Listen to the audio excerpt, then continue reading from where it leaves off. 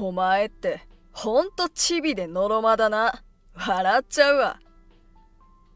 エリート同級生の結婚式でバカにされる俺。結婚式で揉めたくない俺はどれだけバカにされても歯を食いしばって耐えていた。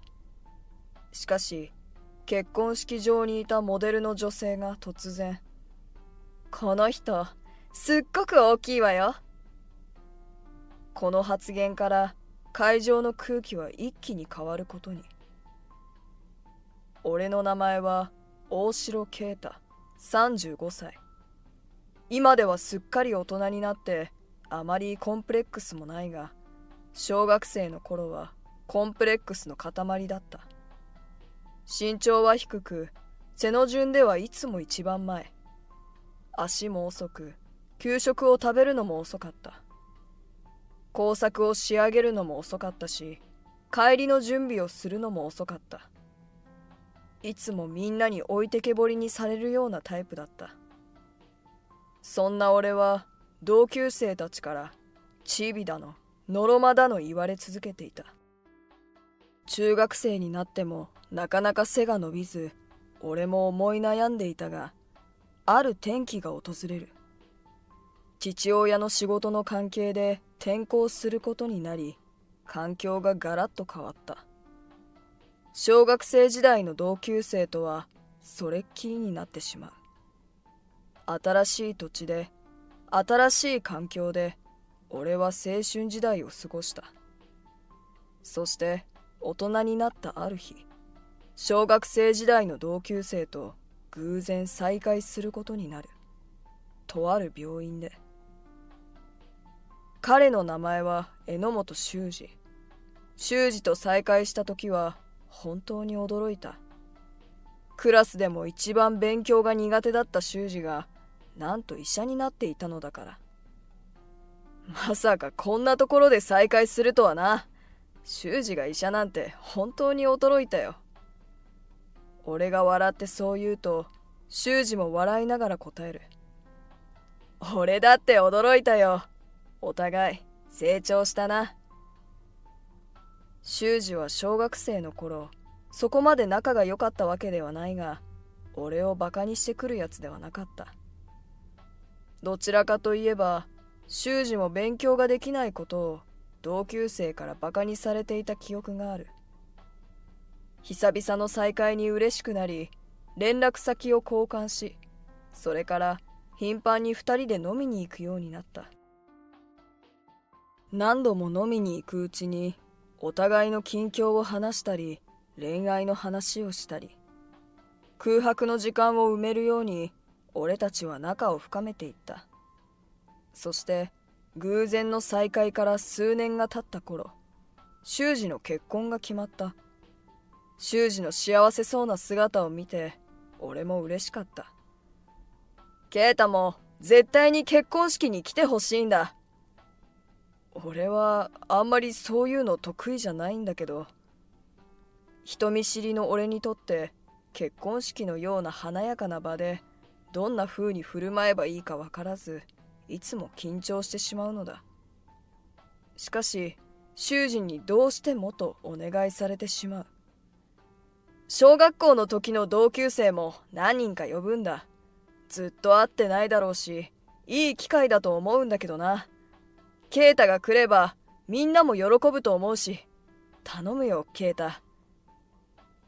修二に何度も懇願されて、俺は出席することとなった。そして結婚式当日、出席者はみんな着飾って少しそわそわした様子で会場に集まっていた。俺が到着した時、小学校時代の同級生はまだ誰も来ていなかったため、先にテーブルについていた。その後、徐々に同級生も集まり始め、俺たちのテーブルも賑やかになってきた。啓太、本当に久しぶりだな。久々に会えて嬉しいよ。お互い成長したな。みんなもういい大人だもんな。啓太も昔より明るくなったよね。いや、人見知りはなかなか治らないよ。これでも努力してるんだけどね。懐かしい顔ぶれに和やかなムードが流れ、お互いに近況報告をし合う。小学生の時からは想像できない職業に就いていたり、まさかの子だくさんになっていたり、みんなそれぞれ充実した生活を送っている印象だった。そんな中、最後に現れた同級生の顔を見て嫌な記憶がよみがえる。小学生時代、俺を一番バカにしていた河村義人だ。チビ、ノロマと毎日言われ続け、いつもバカにされていた。俺の足が遅いことを分かっていながら、鬼ごっこではいつも無理やり俺を鬼にして、誰も捕まえられない俺を遠くから見て笑っているタイプだ。河村は俺の顔を見るなり、ケータだよな。チビも少しは成長したの。と早速バカにしてくる。第一声から感じが悪い。大人になってもこいつは相変わらずなんだなと心の中で思った。おかげさまで俺もそっけない返事を返す。今日はせっかくの結婚式、修二をお祝いする気持ちでここに来ている。河村との再会は不本意だが、こんな晴れの日に負の感情は持たないようにしようと自分に言い聞かせる。それなのに河村は何かと俺に話しかけてくる。なあなあ、ケイタってあれからどうしてたの？っていうか、大学はどこ行ったの？大学は行ってない。マジで？大学行ってないのかよ。なんで？行けなかったの？やっぱりお前は相変わらずのろまなんだろうな。周りにも聞こえるほど大きな声で話す河村に腹が立ったが、今日は結婚式だとぐっとこらえる。ちなみに俺は国立大を出た後、大企業に就職したんだよ。へえ。聞いてもいないことを自分からペラペラと話してくる。それでさ、今は係長としていろいろと仕事を任されてるんだよね。ふーん。あまりに興味がなさすぎて適当な相槌しか出てこない。あ、ごめんね。高卒のお前にはこういう会社のこととか話されてもわかんないよな。気を使えなくて悪かったな。嫌味な言い方にも腹が立つ。ちなみに俺、独身なんだよね。どうせお前も独身だろ？ノロマはそんな早く結婚できないだろうし、エリートの修二でさえ出会いがなくてやっと結婚だもんな。ノロマが結婚できるのはいつだろうね。楽しそうに俺を見下してくる河村だが、きっとこいつは俺よりもっと結婚が難しいだろうなと心の中で笑ってやった。新婦はモデルって知ってた？河村とはあまり会話をしたくないのに、俺の意に反して次から次へと話しかけてくる。ああ、知ってるよ。俺は無表情で答える。こっちは極力関わりたくないと思っているのに。新婦の友人席、めちゃくちゃレベル高いな。テンションが上がっているのも正直うるさい。あのモデル知ってる。後でサインもらおうかな。あの可愛い人もモデルかな。声かけてみよう。ずっと新婦側の出席者ばかり見ている河村に嫌気がさす。こいつは何しに来たんだと神経を疑いたくなる。ちょっとは落ち着けよ。俺が注意しても1ミリもひるまない。お前はどうせ相手にされないだろうから気にならないのはわかるけど、俺は今日運命の出会いがあるかもしれないだろう。国立大出身で今は大企業に勤めてるなんてスペック高いしな。鼻高々に言っているが、今日の結婚式には修二の職場の友人や大学の友人も来ていて、医者が多い。河村に注目する人もほとんどいないと思う。周りの同級生も呆れている様子だ。あのモデルさ、さっきからこっち見てるんだよね。ユリアとかいう名前じゃなかったっけ？確か最近は海外に行ってたような。もしかして俺のこと見てるのかな？どうしよう。声かけてみようかな。俺ももう注意する価値もないと思い、無視を続けていた。修二をお祝いしたい気持ちで今日は出席したのに、河村がいることでもやもやして気分が晴れない。せめて美味しい食事で気を取り直そうと食事を進める。しかしここでもまた河村が突っかかってくる。お前、相変わらず食べるの遅いな。そう、大人になっても食事のスピードはあまり速くならず、周りよりも遅かった。そんな俺の姿を見て、河村は吐き捨てるように言う。お前、ほんとチビでのろま。バカにされたことは悔しい。もちろん言い返したい気持ちもあったが、何よりこの結婚式の場で揉めたくはなかった。俺が言い返すことでその場の空気が悪くなるのが分かっていたから。言いたい言葉をぐっと飲み込み、歯を食いしばった。しかし次の瞬間、この人すっごく大きいわよ。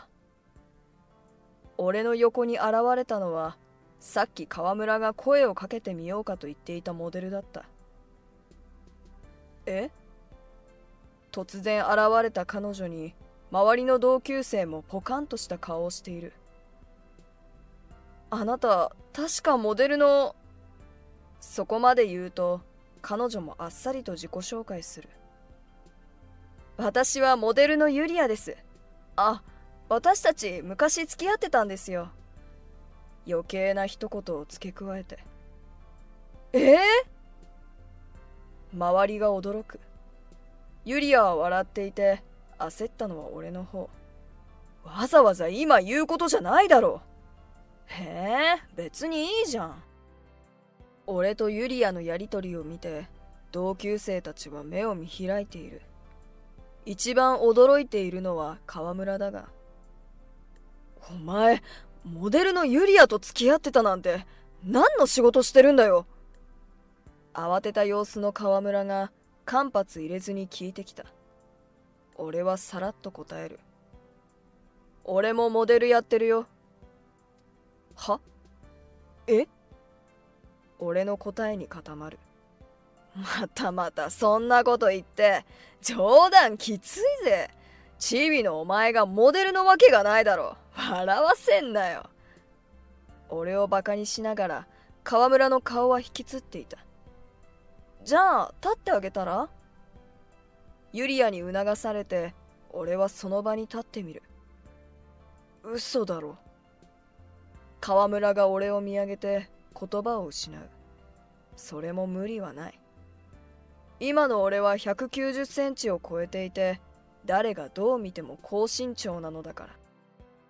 実は中学で転校した後から急激に身長が伸びて、高校3年生の頃には185センチを超えていた。ちょうどその頃、事務所にスカウトされて、高校卒業と同時にモデルの道に進んだのだ。まあでも、どうせ何回かモデルをしたことあるとか、1回ぐらい雑誌に載ったことあるとか、その程度だろう。もしくは顔が載らないような雑誌のモデルとか。バカにした感じで聞いてくるが、ユリアが言い返す。私たち2人揃ってパリコレに出たことありますよ。ここまで言われると、河村も何も言い返せずにいた。河村、本当に何も知らないんだな。結構雑誌にも出てて、ケイタって名前で活躍してるんだぞ。そうそう、パリコレに出た時もかっこよかったよ。まさか2人が付き合ってるとは思わなかったけど。河村以外の周りの同級生はみんな俺がモデルになったことを知ってくれていた。まさか小学生時代にあんなにチビだった俺が今や海外でも活躍するモデルになったなんて最初は信じられなかったらしいが、男性モデルに全く興味がない河村だけが知らないという状況だった。何も知らないからバカにしてたのか？ケイタをバカにできるってある意味すごいぞ。今日この場で会えただけでも俺はラッキーだと思うけどね。同級生が川村を鼻で笑った。なんで俺だけ知らないんだよ、腹立つわ。お前もなんで隠してるんだよ。俺にきつく当たってくる川村。隠してたわけじゃないよ。別に何も聞かれなかったからわざわざ自分から言わなかっただけ。その態度もムカつくわ。しかもユリアと付き合ってたなんて。結局は単なる嫉妬としか思えない。ご機嫌斜めの川村はそこから焼け酒を飲み始める。他の同級生たちは俺とユリアの話に興味津々だ。修二の奥さんもモデルだけど二人と関係あるの？なんで二人は別れたの？今はどういう関係？俺たちは質問攻めにあってしまう。もともとモデル仲間だった俺たちは自然と付き合うようになった。ユリアと付き合い始めたのは20歳を過ぎていたけど、その頃もまだ俺の身長は伸び続けていた。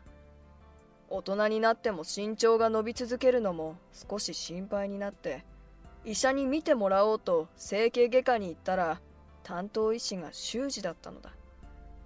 俺もいきなり修二がエリートになってて驚いたんだよ。その時のことを昨日のことのように思い出せる。その再会から俺と修二はよく飲みに行くようになったんだよ。そうそう。それで私もケイタの彼女として紹介してもらったんですよ。横からユリアが口を挟む。じゃあ、修二の奥さんを紹介したのはユリアさん？そうだね。修二は優しくてエリートで有料物件なのに出会いがないとか言うから、ユリアに誰か紹介してって頼んだんだよ。へえ、じゃあ今日の主役のキューピッドは2人なんだな。まあそんなとこ。で、そのキューピッドの2人はなんで別れたの？その質問には俺もユリアも黙ってしまった。俺たちはモデル同士ということもあって交際はオープンにはしていなかった。しかし長年の付き合いで喧嘩をしながらも愛を築き上げてきた。20代のすべてをユリアと過ごしてきたと言っても過言ではない。結婚するならユリアしかいないと思っていた。しかしある時、些細な喧嘩から別れ話になってしまう。お互いに意地を張ってそのまま別れを選んでしまった。それでも俺はいつもの喧嘩の延長くらいに思っていて、少し冷却期間を置けばユリアが戻ってくると余裕ぶって自分から連絡をしなかった。しかし数ヶ月後、風の噂でユリアが結婚したと聞く。しかもその結婚相手の都合で海外で暮らしていると聞いていた。その時の俺の落ち込みようは半端ではなかった。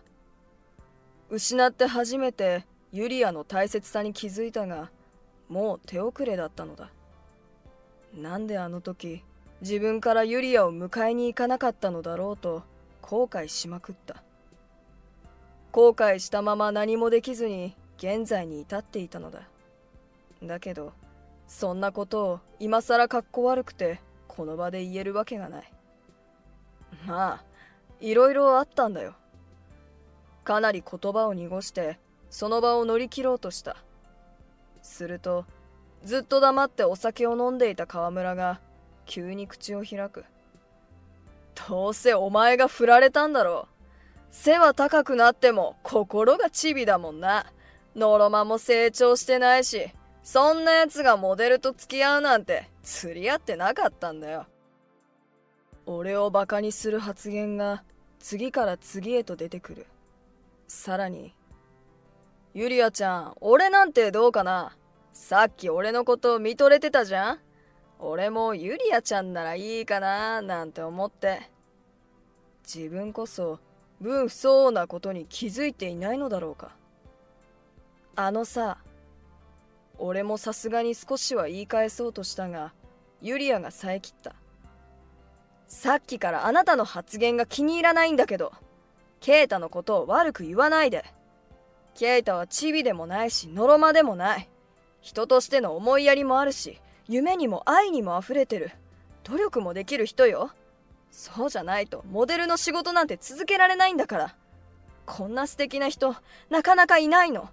長い間付き合ってた私が言うんだから間違いないでしょ。さっきまで控えめな雰囲気だったユリアのあまりに強い口調にみんなが驚く。ケイタは顔もいいからモデルに選ばれたの。年収だって絶対にあなたよりいいはずよ。あなた一つでもケイタに勝てるものがあるの。ユリアは川村に詰め寄った。誰が見ても川村はモデルの今の俺に勝てる要素は一つもなかった。それと結婚式という素敵な空間で汚い言葉は使わないでほしいの。あなたのせいで新郎新婦の幸せが逃げたらどう責任取ってくれるつもり？ユリアはひどく冷たい目をして川村を厳しく注意する。あと、あなたのことなんて全然見てないから。私が見てたのはケイタだけよ。勘違いしないでうぬぼれないで。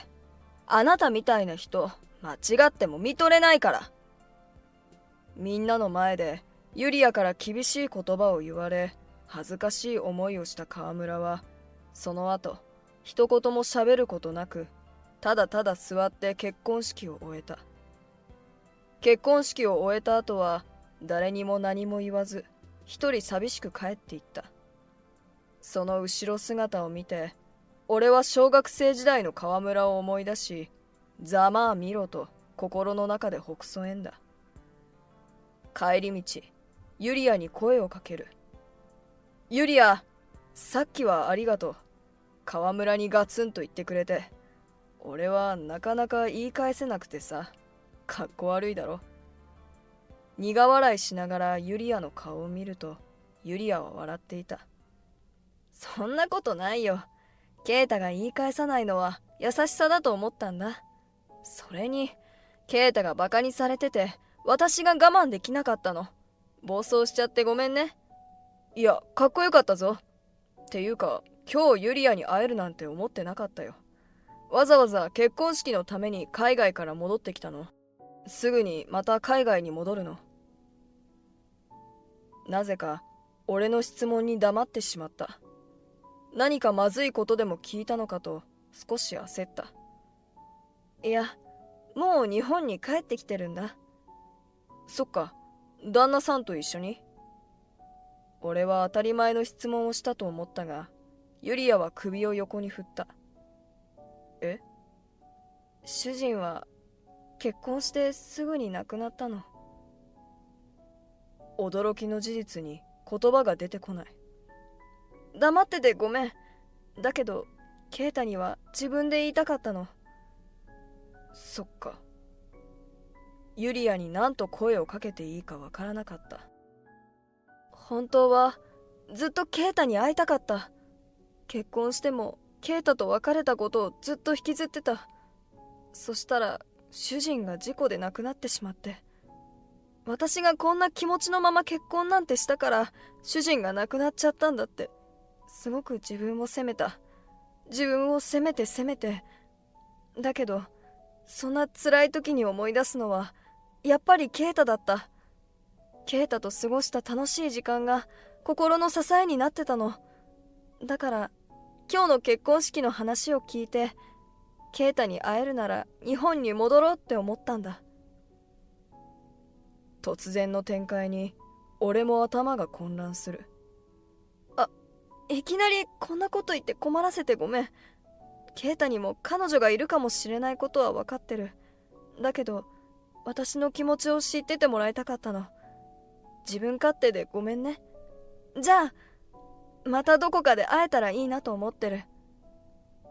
ユリアは自分の言いたいことだけを伝えてさっさと俺の前から立ち去っていった。俺の気持ちなんて聞きもせずに。結婚式が終わって1ヶ月が経つ頃、ユリアから連絡が来るようになる。もう一度会いたい。もう一度やり直したい。ユリアからのストレートな言葉に俺の心は揺らぎ始める。本当は俺もずっとユリアのことを忘れられなかった。ユリアが結婚したと聞いた時の衝撃は今でも覚えている。結婚するならユリアしかいないと思っていたはずなのに、それが叶わないと思ったら何もする気が起きなかった。ずっとユリアを引きずっていても仕方ないと頭では分かっていたし、ユリアがもう結婚してしまった事実は変わらないし、海外ですぐには会えない距離だということも分かっていて、諦めざるを得なかった。本当は心の片隅でユリアを思い続けていたが、その気持ちに蓋をして見ないふりをしていた。修二からは新しい恋をしろと言われ続けてきたが、そんな気分にはなれなかった。あんなに苦しい思いをするなら、このまま誰とも恋愛をせずに一生一人でもいいとさえ思っていた。しかし状況は変わった。もう手が届かないと思っていたユリアが、下手したらもう一生会うこともないかもしれないと思っていたユリアが、俺に手を差し出している。俺にはその手を握る資格があるのだろうか。その手を握ってもう二度と離さないという自信があるのだろうか。俺は自分の中で葛藤していた。だけどふとユリアを一度失ってしまった時のことを思い出す。